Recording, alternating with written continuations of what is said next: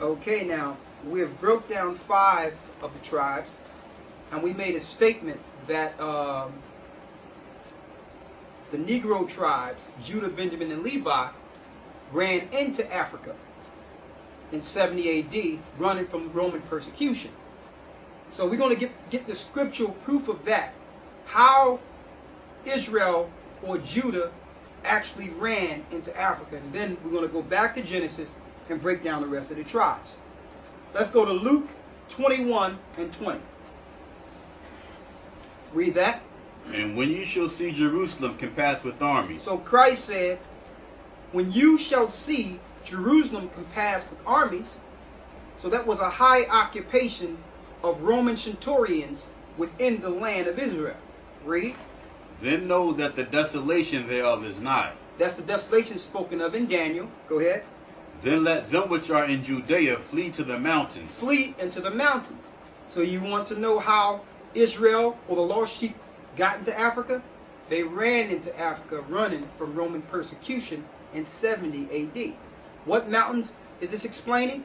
The mountains between Africa and Europe, which is the Atlas Mountains, went over into Morocco and migrated into the Ivory Coast, like Liberia, Ghana, Sierra Leone, Nigeria, all those Timbuktu, all those different areas from the western Ivory Coast were given to Israel, or the seed of Judah, Benjamin, and Levi, until the Lord allowed the Europeans to take them into their new lands. Now you have the Hamitic people, which are natural Africans, and the Arabs, the seed of Ishmael, along with Esau. They conspired together to sell God's people into the lands they are in today, that they reside in today in captivity, until the Lord will save them. So they ran into Africa. They wasn't born in Africa. They was not supposed to stay in Africa. They were there for a period of time. Now, go to Revelations 12 and 12. Africa is not the motherland. That's another false teaching. Okay? All life came off of the boat. Noah had 3 sons, Ham, Shem, and Japheth. Okay? And all the life came off the boat. The boat settled in Mount Ararat, Turkey. Ham migrated into his land, which is Africa today. Shem went into his land, okay, and Japheth went into their lands, which is the European areas, and it was pushed back further east into Asia. Read Revelations 12 and 12. Therefore rejoice, ye heavens, and ye that dwell in them. Woe to the inhabitants of the earth and of the sea. The Lord says, woe unto the inhabitants of the earth and the sea. Read.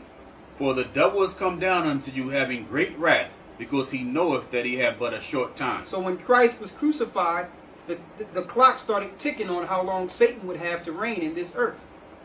So through that short time, he started persecuting Christ's people, starting in 70 AD. Read. And when the dragon saw that he was cast unto the earth, he persecuted the woman which brought forth the man-child. Who was the woman that brought forth Christ? Israel. That's the woman. Read.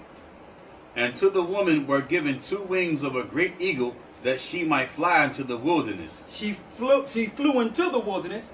That was Israel running into Africa, fleeing from Roman persecution. Go ahead. Into her place where she is nourished for a time and times and half of time. And a time and a half of times is a dispensation of time between the time Israel would fall until Christ would come back and save Israel.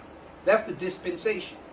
Now, let's go back into identifying the lost tribes of Israel. We've identified Reuben, which is the Seminole Indians and the Aborigines of Australia. We've identified Simeon, which are the Dominicans, Levi, which are the Haitians. We've identified Judah, which is the so-called Negroes here. We have identified Benjamin, which is the so-called Jamaicans, West Indian, and the people in Trinidad. Now we're going into Zebulun, the father Jacob, Israel, letting his children know what will befall them in the last days.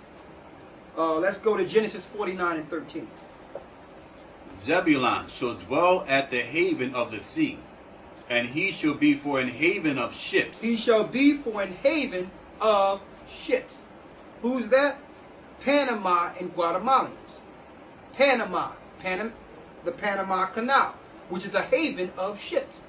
So the Lord told Zebulun, in the last days, your habitation will be a haven for ships. That one land of Panama connects both oceans. It communicates and actually trade on both sides of the world. That's the haven of ships, Panama. So if you're a Panamanian and Guatemalan, you are from the tribe of Zebulun, because ships will be haven on your land in the latter days. Now, let's get the next one, Genesis 49 and 14. Issachar is a strong ass couching down between two burdens. Strong ass couching down between two burdens. When you see that those bumper stickers south of the border, you see the two donkeys and the man couching down with a big hat on. That lets you know that their burdens would be the fact that they work. They work hard. They're known for working. And that work is the burden that the Lord put on them. Read. And he saw that rest was good. That rest is the fiesta that the Mexicans have every noon, which is called rest. Go ahead. And the land that it was pleasant. And the land that it was pleasant. A very fertile land the Mexicans hold today. And all the other people in the earth, the heathens, use that land for their own gain. There's no way Mexicans should have to cross the border to feed their family with how rich and fertile their land is. The other nations have taken advantage of Issachar and made them poor, fulfilling this prophecy to let you know that they'll be like an ass couched between two asses or burdens or donkeys. They'll have to work with the sweat of their brow to make anything, even though they have a fruitful land. Go to Deuteronomy 33 and 18 and 19. So who is Issachar? The Mexicans today.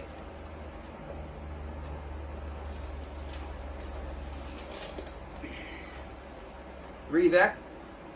And of Zebulun he said, Rejoice, Zebulun, in thy going out, and Issachar in thy tents. In thy tents. That's how they used to travel. In tents. All the Indian tribes over here used to travel in teepees or tents, or what the scriptures call in the Old Testament booths. Booth, traveling in tents. Another defined prophecy to show you who the children of Israel are here today. Now let's go to Genesis 49 and 16. Dan shall judge his people as one of the tribes of Israel. Dan shall judge his people as one of the tribes of Israel. Now we know that Dan was the smallest of all the tribes of Israel. Dan was small. They had a little place next to Mount Seir. We found out through research, and we're going to make a whole tape on this to prove what we're showing here, that Dan ended up becoming the Harites and set up a Sanhedrin to judge God's people. So Dan made an agreement with Esau and Satan for the priesthood. And they became the Harites, and that's why they're not named in Revelation, the 12th chapter. Dan started dealing with evil, witchcraft, and they linked their seed with Esau. Get Judges 18 and 1. More proof on Dan. It says Dan shall judge as one of the tribes of Israel. And we know Dan was not given